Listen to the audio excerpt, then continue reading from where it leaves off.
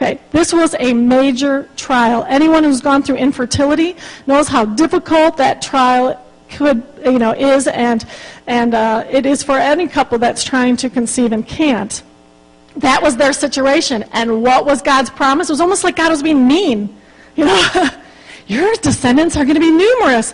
That's why Sarah, she got nervous about that. And she goes, well, we're going to make the promise come true, then we better give it God a little help.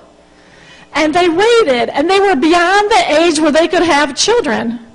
I think they were in their 90s. I don't think I'd like to have a baby when I'm 90. That just sounds painful. Yeah.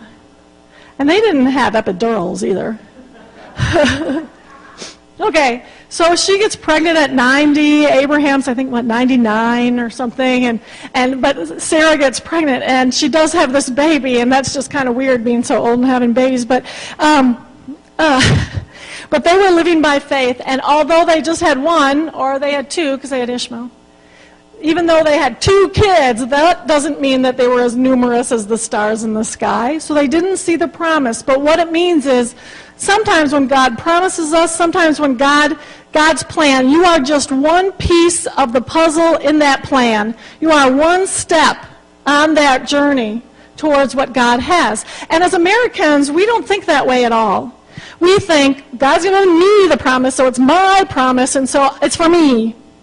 Okay, it's just the way we think. And the Scripture doesn't think that way. Scripture, God has a long-range view of life.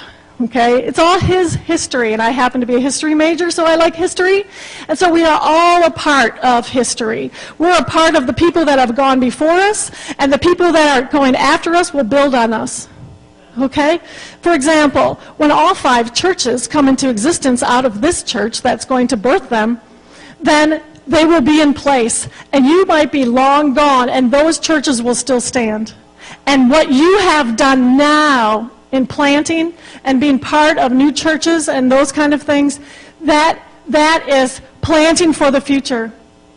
Okay, the vision that God gave me this morning during praise and worship was, everything was in black and white, this whole area. It was like I was looking down from above at this area, and it was black and white. And I saw this substance coming out of this church. It was kind of grayish, and it was kind of going around. I thought, oh no, it's the blob, but it wasn't. And so it was going around, and until it overtook a large area surrounding this church. And then the sun came up, and as the sun came up, I saw it was the blood of Christ that it covered. And He said to me, I have given this church this land. I have given them this area. My blood already covers it. And He said there's been some of you who have prayed it in. There are some faithful intercessors here in this church. Some of you have been woken up at night, and you have been praying in the night, because that's what I saw. It was at night when I saw this blood going. Some of you have been praying at night for this area and for this church to do what God has called it to do. And the Lord wants to overtake this whole area.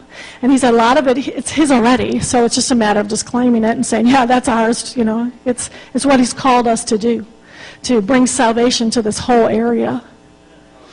Amen. Okay, so that's the promise. Will you see every little bit of that promise fulfilled in your lifetime? I hope not, because that means that the church is going to close after you die. I don't want that to happen. I want it to flourish. I want all the churches that will be associated with this church to flourish. And so God is gracious. We are a part of the journey. We keep our eyes focused on heaven, remembering we're strangers and aliens while we're here. We don't belong here on earth. We belong in heaven. That's our kingdom, whose foundation and builder is God. That's where we're headed. That's our goal. As we keep our eyes on heaven, it helps us realize, what are we doing all this for? Why am I working so hard at the church? Because it's not for you.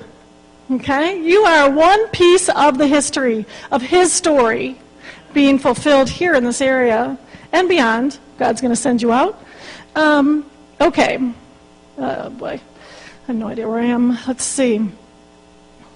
They admitted they were aliens and strangers on earth. Yes. Noah, Abraham, Isaac, and Jacob were all admitted that they were aliens. So it's time for us to admit it too. We are aliens. Okay? We are aliens. Not just Steelers fans, but all of us. We are all aliens. Sorry. I love you, Heather. Abraham, okay. So, verse 14. People who say such things, saying that I'm an alien, show they are looking for a country of their own. If they had been thinking of the country they had left, they would have had an opportunity to return. Instead, they were looking for a better country, a heavenly one. Therefore, God is not ashamed to be called their God, for he has prepared a city for them. It is about heaven, this whole thing. Yes, Abraham was willing to leave his land because God told him to, because he was one piece in a long history that was going to involve many descendants of Abraham. And we, too, are considered descendants of Abraham. He left a big footprint, that included us. All right, so if we admit on earth here that we are aliens, that will help us look towards our real home, which is heaven.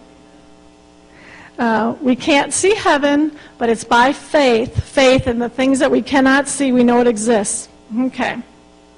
So, Abraham obeyed God. He went to the promised land. Everything was easy and blissful for Abraham because he obeyed God. And when we obey God, there's never any trouble. Everything is smooth and everything is easy. And we have no difficulties and nobody disagrees with us. And our popcorn never burns. Right? Ew, that's just wrong. Okay. Maybe not. Let's look at verse 17. By faith, Abraham, when God tested him, offered Isaac as a sacrifice. He who had received the promises of going to a new land and having the son of the promise of God, he was about to sacrifice his one and only son, even though God had said to him, it is through Isaac that your offspring will be reckoned. Abraham reasoned that God could raise the dead, and figuratively speaking, he did receive Isaac back from the dead. Okay. Abraham already obeyed God in a really, really big way. He did. He took off and obeyed God and was walking with God and doing what God wanted to most of the time. He had a few weak moments there where he was a little scared that Sarah was going to get kidnapped. But other than that, he did what God, thought that he was supposed to do. And yet, God asked him to offer his son as a sacrifice. This is terrible. This is a horrendous thing. It was a horrendous test. Would he kill his son? Now, in his mind, he reasoned. Now, if anybody reasoned this way now, we would put them in a psych ward. I mean, seriously. It was a different culture and different land and all that, and he was in charge of this big group, so he could probably do whatever he wanted. But still, if he had gone to Sarah and said, Sarah, Isaac and I are going to go up on the mountain, and I'm going to sacrifice him. I will see you later. Okay, most likely Mama Bear is not going to let her cub go away with psycho dad. This man is psycho. Okay. But see how we just kind of read over it really fast and go, yay, Abraham did that, and oh, it's so wonderful and good. But it's not. It was a trial. It was difficult. It was painful for him to give up that. Now, often we use that in our own lives and say sometimes God has given us a promise, and then he asks us to give it back. He does. He does. And that's our Isaac sometimes. And when we give that, we can't say, oh, well, this is our Isaac, and we're just going to give it back. No, not necessarily. So sometimes God tests us as well. What is faith here? It's believing something you can't see, even if it makes no sense at all. God clearly told Abraham what to do. He gave him specific instructions, and it made no sense.